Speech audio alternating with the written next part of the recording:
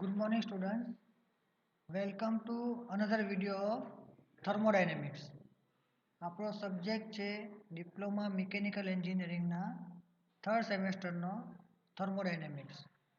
હવે લાસ્ટ લેક્ચરમાં આપણે જોઈ ગયા હતા કે આપણું જે થર્ડ ચેપ્ટર છે કયું આઇડિયલ ગેસ અને થર્મોડાયનેમિક પ્રોસેસીસ એમાં કયા ટાઈપ્સના ન્યુમેરિકલ્સ પૂછાઈ શકે છે અને આપણે એ ન્યુમેરિકલ્સના સોલ્યુશન જોઈ ગયા હતા લાસ્ટ લેક્ચરમાં.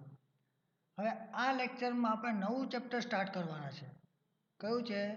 Chapter number 4 second law of thermodynamics. હવે જ્યાં સુધી આપણે વાત કરીએ થર્મોડાયનેમિક્સ સબ્જેક્ટની, બરાબર, તો આમાં આપણે 3 ચેપ્ટર કમ્પ્લીટ કર્યા છે. ફર્સ્ટ ચેપ્ટર હતું આપણું ઇન્ટ્રોડક્શન, બરાબર. પછી સેકન્ડ ચેપ્ટર આપણે જોઈ ગયા હતા ફર્સ્ટ લો ઓફ થર્મોડાયનેમિક્સ અને થર્ડ ચેપ્ટર જોઈ ગયા આપણે આઇડિયલ ગેસ અને થર્મોડાયનેમિક પ્રોસેસીસ. હવે આ ચેપ્ટર કમ્પ્લીટ થઈ ગયા. હવે ફોર્થ ચેપ્ટર છે આપણું સેકન્ડ લો ઓફ થર્મોડાયનેમિક્સ, બરાબર. તો સેકન્ડ લોનું પહેલાં આપણે ઇન્ટ્રોડક્શન જોઈ જાય. તો first law of thermodynamics gives the idea of energy conservation. શું કીધું કે આપણે જે ફર્સ્ટ લો ઓફ થર્મોડાયનેમિક્સ ભણી ગયા એમાં આપણને શું મળ્યું? આપણને આઈડિયા મળ્યો એનર્જી કન્ઝર્વેશનનો. Energy is neither be created nor be destroyed. That is, the total energy remains unchanged during process. શું કીધું કે ફર્સ્ટ લો ઓફ થર્મોડાયનેમિક્સ પરથી આપણને શું ખબર પડે કે એનર્જી નથી ઉત્પાદન થવાની, નથી એનો કોઈ નાશ થવાનો. એના પરથી આપણને શું ખબર પડે કે કોઈ બી પ્રોસેસ હોય તો મારી જે ટોટલ એનર્જી છે તે શું રહેવાની છે? અનચેન્જ, મતલબ કે કોન્સ્ટન્ટ રહેવાની છે. It also states that one form of energy can be converted into other form of energy. શું કીધું કે ફર્સ્ટ લોમાંથી આપણને ખબર પડે કે આપણું જે એનર્જી છે તે એક ફોર્મમાંથી બીજા ફોર્મમાં આપણે કન્વર્ટ કરી શકીએ છીએ. Like work into heat or vice versa. Vice versa મતલબ એનું ઊંધું, હીટ ઇન્ટુ વર્ક, બરાબર. It also gives the idea of stored energy of the system. First લોમાંથી આપણને શું ખબર પડે? એ બી જાણવા મળે છે કે આપણા સિસ્ટમના અંદર અમુક સ્ટોર એનર્જી આવે છે, પણ આપણો જે ફર્સ્ટ લો છે એના અમુક લિમિટેશન્સ છે, બરાબર.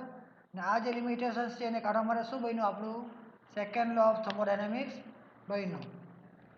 ફર્સ્ટ લો ઓફ થર્મોડાયનેમિક્સના જે બી લિમિટેશન્સ છે એને કાઢવા માટે કાં પછી એના એન્સર્સ આપવા માટે શું કર્યું? આપણે સેકન્ડ લો ઓફ થર્મોડાયનેમિક્સ આવ્યું.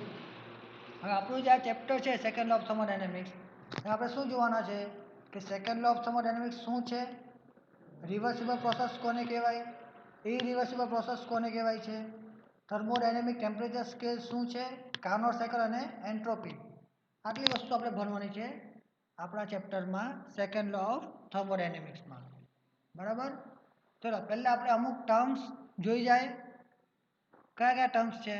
તો હીટ એન્જિન કોને કહેવાય, રેફ્રિજરેટર કોને કહેવાય અને હીટ પંપ કોને કહેવાય, બરાબર. તો here first we will see some necessary terms before studying about the heat engine, refrigerator અને હીટ પંપ. હવે આ બધી વસ્તુ આપણે સમજવી હોય તો એની પહેલાં આપણે અમુક ટર્મ્સને સમજવા પડે. તો એમાં કયા કયા ટર્મ્સ છે? ફર્સ્ટ વન છે આપણો હીટ રિઝર્વર, કાં પછી એને કહેવાય થર્મલ રિઝર્વર, બરાબર. તો હીટ રિઝર્વર કોને કહેવાય? તો heat reservoir is a mass of infinite heat capacity that can supply or absorb unlimited quantity of heat energy without change in its temperature. તો હીટ રિઝર્વ કોને કહેવાય? કે એવો કોઈ માસ છે કે જેમાં ઇન્ફિનાઇટ જેટલી હીટ કેપેસિટી છે. શું કીધું? ઇન્ફિનાઇટ હીટ કેપેસિટી છે કે જેમાં તમે unlimited quantity of heat energy છે એને સપ્લાય બી કરી શકો છો અને ઓબ્ઝર્વ બી કરી શકો છો, પણ એના ટેમ્પરેચરમાં કોઈ ચેન્જ નહીં આવે. તો હીટ કેપેસિટી એટલે શું થાય? માસ ઇન્ટુ સ્પેસિફિક હીટ, બરાબર. ચલો, temperature of thermal reservoir does not decrease in spite of heat is absorb from it. શું કીધું કે મારું જે હીટ રિઝર્વર છે એમાંથી મેં અમુક હીટ છે તે એબ્ઝોર્બ કરી લઉં, મતલબ કે એમાંથી હીટ કાઢી લઉં તો બી એનું ટેમ્પરેચર છે તે ડિક્રીઝ નહીં થાય. As well as temperature of thermal reservoir does not increase in spite of heat is supplied to it. શું કીધું કે માનો કે તમે અગર એને કદાચ હીટ બી સપ્લાય કરશો હીટ રિઝર્વરમાં તો બી એનું ટેમ્પરેચર છે તે ઇન્ક્રીઝ નહીં થાય. In short, process of heat addition to or heat rejection from thermal reservoir should be isothermal process, મતલબ કે શું કહેવા માંગે છે કે ટેમ્પરેચર કોન્સ્ટન્ટ રહેવું જોઈએ. મતલબ કે જો કદાચ મેં હીટ રિઝર્વમાં હીટ એડિશન કરું કે હીટ રિમૂવલ કરું, મારો જે પ્રોસેસ થવાની હીટ રિઝર્વરમાં કઈ થવાની, આઇસોથર્મલ પ્રોસેસ થવાની છે. In practice, ocean, lake, river, atmospheric air, flue gases developed from continuous combustion of fuel, etc. work as thermal reservoir. શું કીધું કે આપણા ઓશન છે, લેક છે, રિવર છે, આપણી એર છે, એ બધા શું થવાના, થર્મલ રિઝર્વર તરીકે કામ કરવાના છે. સમજ પડી? થર્મલ રિઝર્વર કોને કહેવાય? કાં પછી એને કહેવાનું હીટ રિઝર્વર. ચલો સેકન્ડ વન આવે, પછી ડેફિનેશન આવે ઇમ્પોર્ટન્ટ, સોર્સ. શું કીધું? સોર્સ. તો heat reservoir which supplies energy in form of heat is known as source. શું કીધું? એવો હીટ રિઝર્વર કે શું કરશે, હીટને સપ્લાય કરશે, બરાબર. શું કીધું? એનર્જી સપ્લાય કરશે ઇન ફોર્મ ઓફ હીટ, બરાબર. હીટના ફોર્મમાં એનર્જીને સપ્લાય કરવાનું, એને કહેવાશે source. Generally source have higher temperature in power producing system. હવે જે પાવર પ્રોડ્યુસિંગ સિસ્ટમ હોય એમાં જે સોર્સ હોય એનો શું આવે, ટેમ્પરેચર હાઈ આવે. Whereas source have low temperature in power absorbing system. હવે એવી કોઈ સિસ્ટમ છે કે જેમાં પાવર એબ્ઝોર્બ થવાનો છે, એમાં સોર્સનું ટેમ્પરેચર શું આવે, ઓછો આવે, બરાબર. હવે પાવર પ્રોડ્યુસિંગ સિસ્ટમ કોને કહેવાય? એવી સિસ્ટમ કે જેમાંથી આપણને પાવર મળે એને કહેવાય પાવર પ્રોડ્યુસિંગ સિસ્ટમ. ને પાવર એબ્ઝોર્બિંગ સિસ્ટમ કોને કહેવાય? કે જેને વર્કિંગ કરવા માટે આપણે બહારથી પાવર આપવો પડે, બરાબર. પાવર એબ્ઝોર્પ્શન સિસ્ટમમાં કયું આવવાનું આપણું, evaporator of refrigerator and air conditioner. એને શું કહેવાય, પાવર એબ્ઝોર્બિંગ સિસ્ટમ કહેવાશે. ચલો પછી નેક્સ્ટ ટર્મ આવે આપણું સિંક. તો એવું હીટ રિઝર્વર કે જેમાં બધી એનર્જી છે તે હીટના ફોર્મમાં એબ્ઝોર્બ થવાની, એને કહેવાય sink. Generally sink have low temperature in power producing system and sink have higher temperature in power absorbing system.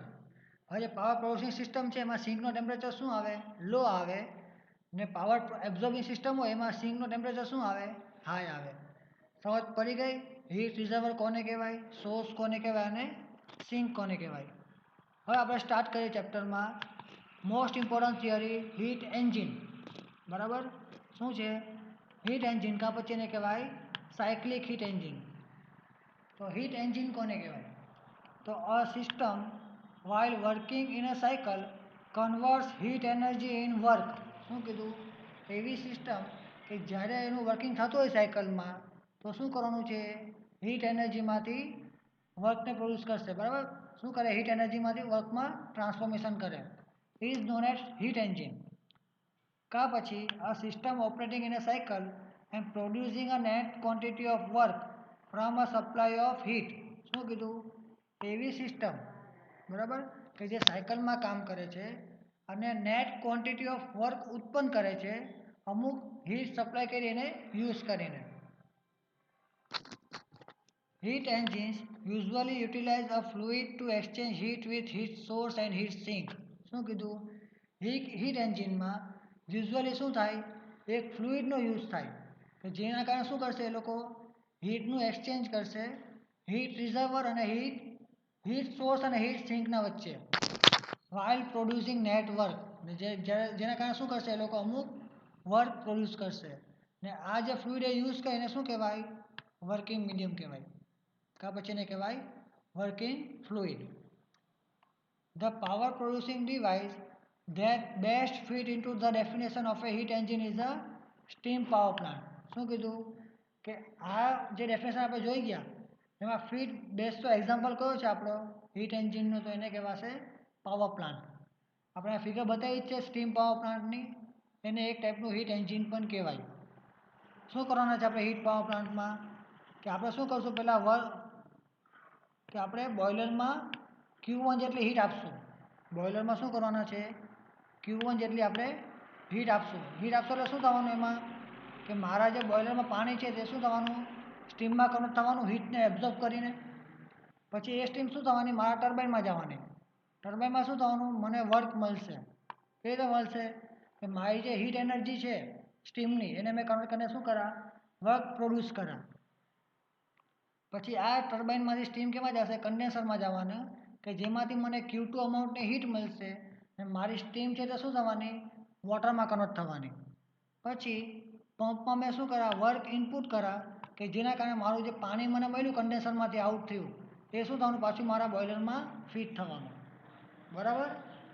આ છે સ્ટીમ પાવર પ્લાન્ટ. આ જે વસ્તુ મેં કહી એ બધી વસ્તુ શું છે બાજુમાં પેરેગ્રાફમાં લખેલી છે કે in a steam power plant working medium has two phase. આપણું જે વર્કિંગ મીડિયમ છે એના બે ફેઝ આવે, એક આવે પાણી અને બીજું આવે સ્ટીમ, ધેટ ઇઝ વોટર અને steam. During its cycle, circulation of various components like boiler, steam turbine, condenser and a feed pump, the combustion of fluid takes place in furnace of boiler. શું કીધું કે આપણા various component કયા કયા આવે કે જેમાં મારું વર્કિંગ મીડિયમ સર્ક્યુલેટ થવાનું છે તો બોઇલર, સ્ટીમ ટર્બાઇન, કન્ડેન્સર અને ફીડ પંપ. હવે મારું કમ્બશન કયા જગ્યાએ થાય તો ફર્નેસના અંદર થાય કે જેમાંથી જે મેં હીટ રિલીઝ કરવાનો છું એ બોઇલરમાં હીટ રિલીઝ થઈ એમાં શું થવાનું મારું પાણી છે તે સ્ટીમમાં કન્વર્ટ થવાનું.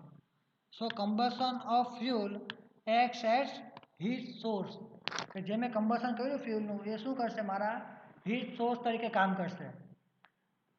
By expanding this steam in steam turbine work TT is produce. આપણે જે સ્ટીમ મળી એ સ્ટીમ શું થવાની એક્સપાન્ડ થવાની. સ્ટીમ ટર્બાઇનમાં એક્સપાન્ડ થઈ જશે એટલે શું થવાનું મને WT જેટલું વર્ક મળશે. Then this steam is condensed in condenser by absorbing heat from it by cooling water. હવે શું કીધું કે કુલિંગ વોટર છે એ શું કરવાનું મારા સ્ટીમમાંથી હીટ એબ્ઝોર્બ કરશે અને શું કરવાનું કન્ડેન્સ કરશે મારા સ્ટીમને. So cooling water works as heat sink. હવે મારું જે કુલિંગ વોટર છે તે શું કરવાનું હીટ સિંક તરીકે કામ કરશે. સમજ પડી. Then feed pump is utilized to increase the pressure of condensate to send back it into the boiler. પછી આપણે શું કરવાના છે એક ફીડ પંપનો યુઝ કરવાના છે કે જો શું કરશે એનું પ્રેશર વધારશે મારા કન્ડેન્સેટનું એટલે કે મારું જે કન્ડેન્સરમાંથી જે લિક્વિડ બહાર નીકળે એનું પ્રેશર વધારશે એને શું કરશે પાછું બોઇલરમાં મોકલી દેવાનું. હવે આ ફીડ પંપને વર્ક કરવા માટે શું કરવું પડે મારે WP જેટલું વર્ક આપવું પડે. So net work WT minus WP is developed by steam power plant. તો સ્ટીમ પાવર પ્લાન્ટના મદદથી આપણે નેટ વર્ક પ્રોડ્યુસ કરશું WT minus WP જેટલું. Here steam power plant works in thermodynamic cycle because working medium circulates in a cyclic manner through various component. હવે આપણે જે આ સ્ટીમ પાવર પ્લાન્ટ છે એ થર્મોડાયનેમિક સાયકલ તરીકે કામ કરશે કેમ કે એનું જે વર્કિંગ મીડિયમ છે તે અલગ અલગ કમ્પોનન્ટમાં સાયકલિક મેનરમાં પાસ થવાનું છે. બરાબર. પછી આવે mechanism of piston cylinder assembly. હવે પિસ્ટન સિલિન્ડર એસેમ્બલી છે એ બી સેમ શું થાય આપણે એક હીટ એન્જિન તરીકે જ લઈ શકીએ. બરાબર કે એમાં શું થવાનું ગેસ એક્સપાન્ડ થવાનો ને ગેસ કમ્પ્રેસ થવાનો. એના કારણે આપણને શું મળવાનું હીટ ઇનપુટ કરવું ત્યારે શું થવાનું આપણને વર્ક મળવાનું. આપણે જ્યારે વર્ક કરશું ત્યારે શું થવાનું આપણે હીટ સિંકમાં આપણે ટેમ્પરેચર પાછો સપ્લાય કરવાના. બરાબર. સમજ પડી ગઈ આખી વસ્તુમાં. આ તો આપણું હીટ એન્જિન. તો આપણે હીટ એન્જિન સ્ટડી કરી ગયા. હવે નેક્સ્ટ આપણે જોવાનું છે thermal efficiency of heat engine કે આપણે હીટ એન્જિન તો છે હવે થર્મલ એફિશિયન્સીનો ફોર્મ્યુલા શું આવે તો thermal efficiency of heat engine is defined as the ratio of net work developed by an engine to the amount of heat supplied to it. મતલબ કે થર્મલ એફિશિયન્સી કોને કહેવાય કે આપણને જેટલું વર્ક મળેલું છે ડિવાઇડેડ બાય આપણે હીટ સપ્લાય જેટલું કર્યું એ. બરાબર. હવે અહીંયા આપણે એક હીટ એન્જિન લઈ લઈએ. આ એક હીટ એન્જિન છે. બરાબર. હવે શું કીધું કે લો ટેમ્પરેચર T2 પર શું છે મારું સિંક છે. બરાબર. Heat reservoir at low temperature T2 એ આપણું સિંક ને heat reservoir at high temperature T1 શું છે આપણો સોર્સ. હવે શું કરવાનું છે આપણે આપણને ખબર કે આપણું શું થવાનું હીટ છે તે હાઈ લેવલથી લો લેવલ પર જવાનું એટલે કે હાઈ ટેમ્પરેચરથી લો ટેમ્પરેચરમાં ફ્લો થશે. તો શું થયું આપણે Q1 જેટલી હીટ સપ્લાય કરી એટલે શું થયું આપણને અહીંયા Q1 હીટ સપ્લાય કરી એટલે એના કારણે આપણું જે એન્જિન છે તે અમુક વર્ક કરશે. તો કેટલું વર્ક કરવાનું Q1 માઇનસ Q2 જેટલું. કેટલું વર્ક કરશે? Q1 માઇનસ Q2 જેટલું. અને Q2 અમાઉન્ટ ઓફ હીટ છે એ શું કરશે? એમાંથી રિજેક્ટ કરશે અને સિંકમાં આપી દેવાનું. બરાબર? તો થર્મલ એફિશિયન્સી બાય ફોર્મ્યુલા શું થવાનું? Net work develop divided by heat supplied. તો નેટ વર્ક એટલે કે એફિશિયન્સી શું થવાનું? થર્મલ એફિશિયન્સી W અપોનમાં Q1. બરાબર? આપણને વર્ક કેટલું મળ્યું? Q1 માઇનસ Q2 જેટલું. તો લખાય એફિશિયન્સી થર્મલ બરાબર Q1 minus Q2 divided by Q1. વર્ડના ફોર્મમાં લખીએ તો થર્મલ એફિશિયન્સી શું થવાની? Heat supplied minus heat rejected divided by heat supplied. કા પછી thermal efficiency is equal to 1 minus Q2 અપોનમાં Q1. બરાબર? આ હતું આપણું thermal efficiency of heat engine. Heat engines are build for converting heat into work. Heat engine શું કરવા બનાવ્યા આપણે? કે હીટ એનર્જીનું આપણે શું કરીએ? હીટમાંથી વર્કમાં કન્વર્ઝન કરીએ એના માટે. Thermal efficiency is a measure of how successfully a heat engine converts given heat into work. Thermal efficiency પરથી આપણે શું ખબર પડવાનું? કે આપણે જે હીટ એન્જિન આપ્યું છે એની કેપેસિટી કેટલી છે હીટને વર્કમાં કન્વર્ટ કરવાની. સમજ પડી ગયું? હવે આટલા વસ્તુમાં કોઈને બી કંઈ બી ડાઉટ હોય મને કોન્ટેક્ટ કરો, મેસેજ કરો, કોલ કરો. આ વિડીયોને લાઇક અને શેર જરૂર કરો ને ચેનલને સબસ્ક્રાઈબ કરો. Thank you for watching this video.